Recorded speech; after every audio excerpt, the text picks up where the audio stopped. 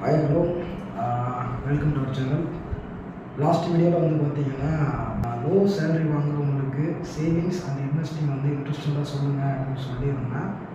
But அதை பற்றி நான் வீடியோ வந்து சொல்லலாம்னு சொல்லிட்டு தான் இன்றைக்கி வீடியோ போடுறேன். நான் வந்து பார்த்தீங்கன்னா லாஸ்ட் வீடியோலேயே சொல்லியிருப்பேன் என்னோடய சம்பளம் வந்து 16,000 ரூபா அப்படின்னு சொல்லி. ஆக்சுவலாக என் சம்பளம் வந்து பார்த்திங்கன்னா நான் வேலையில் இருந்த வரைக்கும் வாங்கினது 19,000 ரூபா. எல்லா இஎஸ்ஐ பிஎஃப் டிடக்ஷன்ஸ் எல்லாம் போக ஒரு 16 அந்த ரேஞ்சில் வரும்.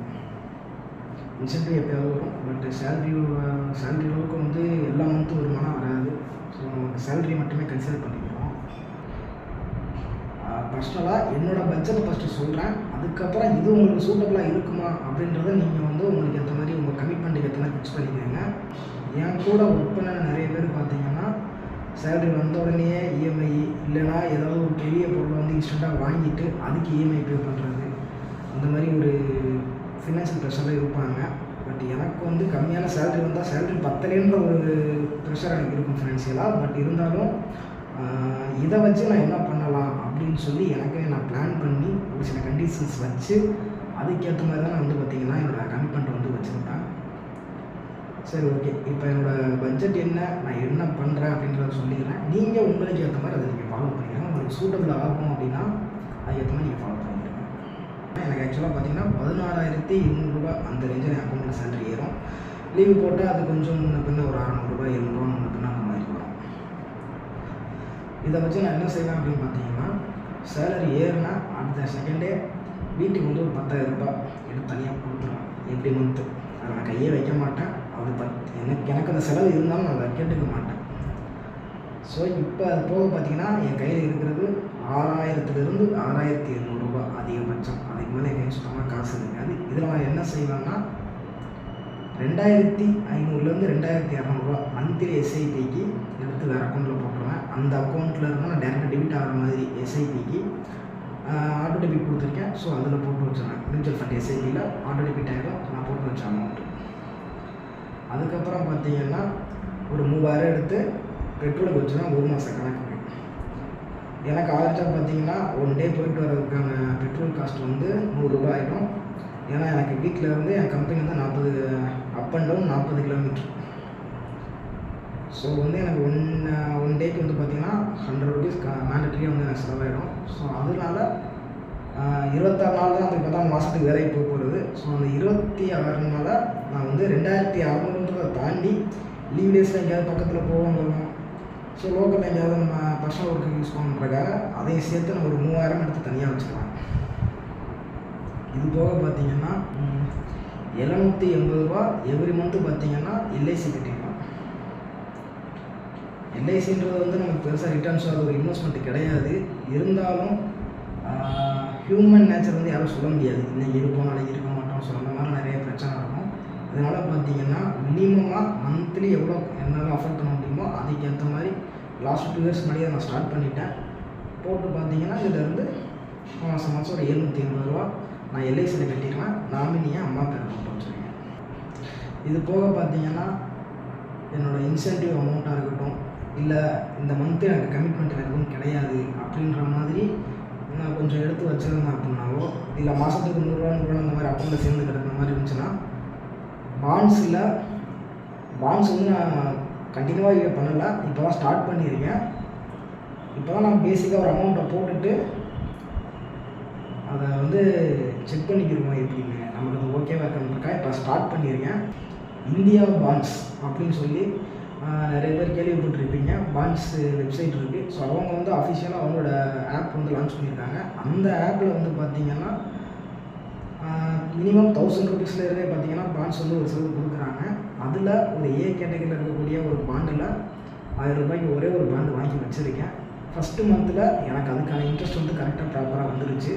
அதுக்கு அடுத்தடுத்து எப்படி வருது அந்த ரிட்டர்ன்ஸ் வர வரைக்கும் வெயிட் பண்ணிவிட்டு அதுக்கப்புறம் ஓகேனா மேலே வேணால் நான் கண்டினியூ பண்ணுவேன்.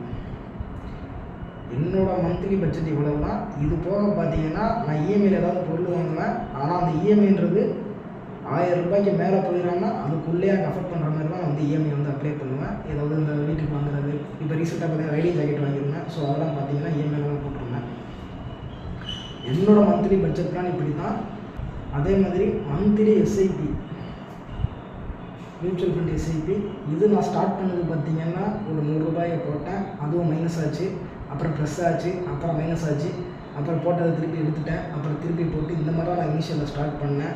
100, 200, 300 கொஞ்சம் கொஞ்சமாக போட்டு அப்புறம் லாஸ்ட் 1 இயராக பார்த்தீங்கன்னா ₹2500 மந்த்லி நான் பே பண்ணுற மாதிரி இப்போ வரையும் கண்டினியூ பண்ணிக்கிட்டு இருக்கேன். இனிமேலும் ஃபுல்லாக டிஃப்ரெண்ட்டாக கண்டினியூ பண்ணுவேன். ப்ளஸ் எல்ஐசி அதையும் ஒரு சேஃபஸ்ட் இன்வெஸ்ட்மெண்ட்டாக போட்டு வச்சுருக்கேன். இது போக பாண்ட்ஸ் வந்து இப்போ தான் நான் ட்ரை பண்ணிக்கிட்டு இருக்கேன். இது எனக்கு வந்து என்னைக்கு சரி ஓகே இது நம்ம சூட் ஆகுதுன்னு நினைக்கிறோமோ அதை வந்து நான் பாண்ட்ஸும் கண்டினியூ பண்ண ஆரம்பிச்சிருவேன். இது போக சின்ன சின்ன அமௌண்ட் எக்ஸஸாக கிடைக்கக்கூடியது. இப்போ இன்சென்டிவ் 2000, 3000 இருக்கும், ஒரு ₹500, ₹1000 எடுத்து வச்சுக்கிட்டோம். ஸோ இந்த மாதிரி சேரக்கூடிய பணத்தை என்ன பண்ணுவோம்னா அதே மியூச்சுவல் ஃபண்டில் டெப்ட் ஃபண்டுன்னு சொல்லியிருக்கு, அதில் போட்டு வச்சிடலாம். சும்மா பேங்க் அக்கௌண்ட்டில் போட்டு வைக்காமல் டெப்ட் ஃபண்டில் போட்டு வச்சிடலாம். அது நம்ம வந்து ஒரு 500, 1000 எமர்ஜென்சிக்கு எடுத்தோம்னாலும் பேலன்ஸ் கிடைக்கிற அமௌண்ட் வந்து க்ரோ ஆகும். ஸோ அந்த மாதிரி நான் போட்டு வச்சிருவேன். இந்த மாதிரி தான் நான் வந்து என்னோடய மந்த்லி எக்ஸ்பென்ஸ் வந்து கண்ட்ரோல் பண்ணி கொண்டு போவேன். எனக்கு நான் எந்த செலவுமே பண்ணிக்க மாட்டேன். இப்போ ட்ரெஸ் வாங்குறதா இருக்கட்டும், அதெல்லாம் வந்துச்சுன்னா இன்சென்டிவ் வரும்போது அதில் சேர்கிற காசை வச்சு எப்போயாவது தேவையான டக்குன்னு வாங்கி வச்சுருவேன். இது போக மீதி அமௌண்ட் இப்போ மாதம் ₹2500 நான் மியூச்சுவல் ஃபண்டில் போடுறேன்னா அது எந்த மாதிரி நான் வந்து ரெடி பண்ணுறேன்னு பார்த்தீங்கன்னா என்னோடய டீ செலவை கட் பண்ணேன். அடிக்கடி கம்பெனியில் இருக்கும்போது வெளியே போய் டீ சாப்பிடுவேன், அந்த செலவு. வெளியே நல்லா பசங்க சிக்கன் ஷாப் போகிறது, வெளியே தான் சாப்பிட்றது, அப்புறம் கடையில் சாப்பிட்றது, இதை ஃபுல்லாக டோட்டலாக அவாய்ட் பண்ணிட்டு வீட்டில் சாப்பிட ஆரம்பித்தேன். வீட்டிலேருந்து சாப்பாடு கொண்டு போகலைன்னா அப்போ மட்டும் கம்மியான காஸ்ட்டுக்கு எது கிடைக்குதோ அந்த மாதிரி வாங்கி சாப்பிட ஆரம்பித்தேன். அது போல் எனக்கு தேவையில்லாத செலவுன்னு ஏதாவது நினச்சேன் அப்படின்னா அந்த செலவை நான் டோட்டலாக அப்படியே கட் பண்ணிவிடுவேன். யோசிச்சு பார்ப்பேன், இந்த அமௌண்ட்டு இப்போ என் கையில் இருக்குது, இதுக்காக எனக்கு வாங்கினா என்னால் இது யூஸ் இருக்கா அப்படின்றத நான் பார்ப்பேன். பார்த்துட்டு எனக்கு அது ஓகேவாக இருந்தால் மட்டும்தான் அதை நான் வாங்குவேன், அப்படின்னா நான் வாங்க மாட்டேன். அப்புறம் பார்த்துக்கலாம் விட்டு வந்துடுவேன். ஃபினான்ஷியலாக நான் வெளியே போய் ரிலாக்ஸ் பண்ணுறேன்னு சொல்லி செலவு பண்ணுறது அதெல்லாம் நான் டோட்டலாக எல்லாத்தையுமே கட் பண்ணிவிட்டு அதை தான் ஃபுல்லாக நான் இன்வெஸ்ட்மெண்ட்டில் போட ஆரம்பித்தேன். இதனால் மட்டும்தான் நல்லா பண்ண முடிஞ்சுது. ஏன்னா நம்ம ஒன்றை சாக்ரிஃபைஸ் பண்ணால் மட்டும்தான் நம்மளால் ஏதாவது ஒன்று வந்து கன்சிஸ்டண்ட்டாக ஃபாலோ பண்ண முடியும். இல்லை நான் வந்து ₹2000 இருக்குது, ₹1000 செலவு பண்ணிட்டு ₹1000 போகிறேன்னு சொல்லியிருந்தா இன்றைக்கி என்னோடய போர்ட்ஃபோலியோவில் இப்போ நான் வச்சுருக்க கரண்ட் வேல்யூ வந்து கண்டிப்பாக வந்துருக்காது, இதை விட பாதியாக தான் இருக்கும். சொல்லப்போனால் இதுவே கம்மி தான், பட் இதுலேயுமே பார்த்தீங்கன்னா இன்னும் கம்மியாக தான் இருக்கும். பட் எனக்கு என்ன ஒரு நம்பிக்கைன்னா இதான் நான் கன்சிஸ்டண்ட்டாக ஃபாலோ பண்ணும்போது சேவிங்ஸும் சரி இன்வெஸ்ட்மெண்ட்ஸும் சரி பெரிய லெவலில் எனக்கு வந்து யூஸ்ஃபுல்லாக இருக்கும் அப்படின்ற ஒரு நம்பிக்கை எனக்கு இருக்குது. ஸோ அதனால் நான் வந்து கொஞ்சம் ட்ரை பண்ணி பார்த்தேன், இது சூட் ஆகுதா, இது நமக்கு ஃப்ளெக்சிபிளாக இருக்கா அப்படின்றத நான் அனலைஸ் பண்ணிவிட்டு அதுக்கப்புறம் நான் ஸ்டார்ட் பண்ணேன். உங்களுக்கு தேவையாக இருந்துச்சுன்னா உங்களுக்கு எந்த மாதிரி தேவையோ அப்படி இன்வெஸ்ட் பண்ணிக்கிறேங்க. ஃபிக்ஸ்டு டெபாசிட் இருக்குது, ரெக்கரிங் டெபாசிட் இருக்குது, post office monthly income scheme இருக்குது.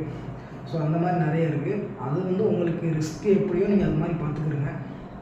இது வந்து என்னோட பர்சனலாக நான் செய்கிறத வந்து இதில் ஷேர் பண்ணியிருக்கேன். ஏன்னா நானுமே பிஸ்னஸ்க்காக வெளியே பணம் கேட்டு பண்ண போகிறேன்னு சொல்லி அப்புறம் வீட்டில் வந்து நிறைய ப்ராப்ளம் ஆகிருக்கு. அதுக்கப்புறம் வேலைக்கு போனால் நம்மளால் இந்த சம்பளத்தை வச்சு எதுவும் சேவ் பண்ண முடியாது, இதை வச்சு நம்மளால் பிஸ்னஸ் ஸ்டார்ட் பண்ண முடியாது, பிஸ்னஸ் பண்ணுறதுக்கு பத்தாது, நம்ம பேரில் இந்த ப்ராப்பர்ட்டி இல்லை அப்படின்ற மாதிரி நான் நிறைய டிப்ரெஷனாக இருக்கேன். ஸோ என்னால் என்ன முடியுமோ அதை நான் செஞ்சுக்கிட்டு இருக்கேன். இதில் ப்ராஃபிட் வருது லாஸ் அது ரெண்டாவது, பட் ஏதோ அவனை ட்ரை பண்ணி பார்த்துருவோம் அப்படின்றதுக்காக நான் ட்ரை பண்ணிக்கிட்டு இருக்கேன் பர்சனலாக. ஸோ என்னைய மாதிரி இருக்கக்கூடியவங்க யாராவது இந்த வீடியோ பார்த்தீங்கன்னா உங்களுக்கு கான்ஃபிடன்ஸ் இருந்து நீங்கள் ட்ரை பண்ணால் கண்டிப்பாக பண்ணுங்கள். இது சம்மந்தமாக வேறு ஏதாவது டவுட் இருந்தால் கீழே கமெண்ட் பண்ணுங்கள், கண்டிப்பாக நான் ரிப்ளை பண்ணுறேன். முடிஞ்சால் அதை நான் வீடியோ கூட கவர் பண்ணுற மாதிரி பார்க்குறேன். Okay guys, by.